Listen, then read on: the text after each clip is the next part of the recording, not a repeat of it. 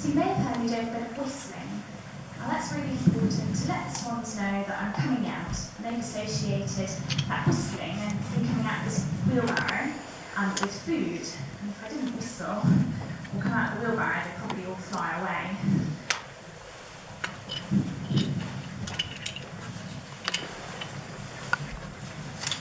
Now the birds that are right at the front are called mute swans. Now these are our resident swans. They live here all year round. You'll quite often see them on your local lakes and rivers. They're the ones with the orange bills, a little black tip, and have this lovely black lump on the front of their faces that's called a carbuncle, which I think is a lovely word. Now, mute swans are one of the heaviest flying birds in the world. A nice adult male can get over 20 kilos. They are an absolutely impressive bird.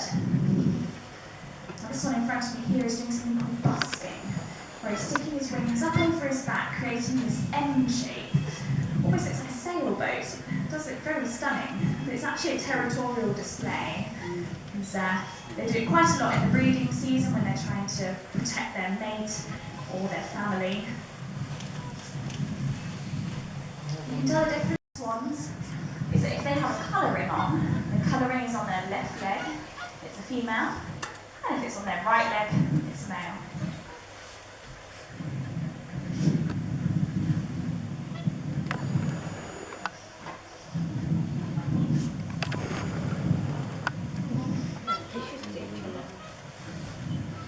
So the other species of swan that we have a lot of at the moment out the front here is the hooper swan. Now they're the ones with yellow and black bills. Hooper swans don't live here all year round. They just come and see us in the winter. In the summer, they go off to Iceland, and that's where they breed.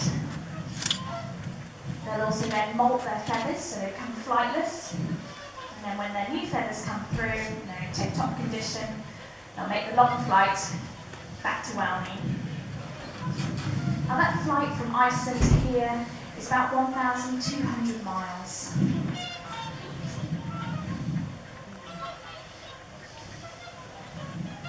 It normally takes them about 4 to 5 days to get from Iceland to here. They are absolutely incredible birds.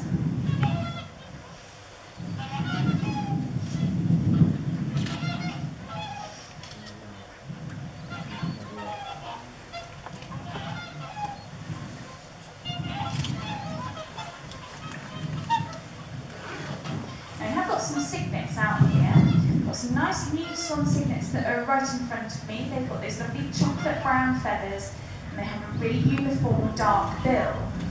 There's a few of the white adult feathers coming through, and this chap that's just flapping on my left, he's a nice cygnet.